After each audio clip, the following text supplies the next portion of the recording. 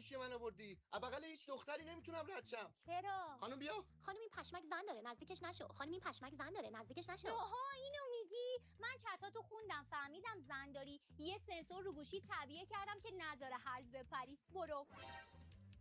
عشقم این گوشی دوست پسرته آورده پیشم تعمیر، چتاشو خوندم داره بهت خیانت میکنه. سیسی چی؟ الان میرم پدرشو در میارم. همینه. آره من گوشیمو دادم درستش کنی، چی کارش کردی؟ هر جا زنگ میخوره با این همه ریش و پش آبروم میره. چی گذاشتم اگه زنگش؟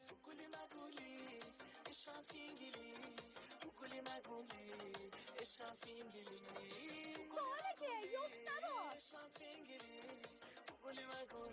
خانم گوشی من آماده شد؟ بله بفرما. خانم این چیه؟ چرا قابشو عوض کردی؟ اون قاب چی بود؟ زشت بود. اینو نگاه چه مگوله خیسی مسی داره. خودت هم سفید مفیدی بهت میاد. برو.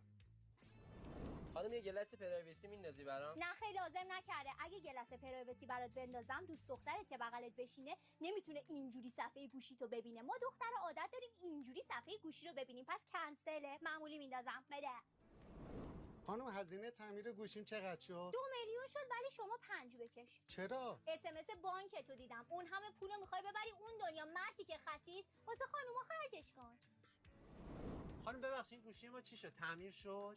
آقا این گوشی شما دیگه درست نمیشد. اینو ولش کنین. خب بالا نمیومد. به جاش خودم براتون یه آیفون 16 پرو مکس 512 آنباکس کردم. چند تا بازی مگولم توش ریختم که حالشو ببری. قیمت با احترام 172 و 560.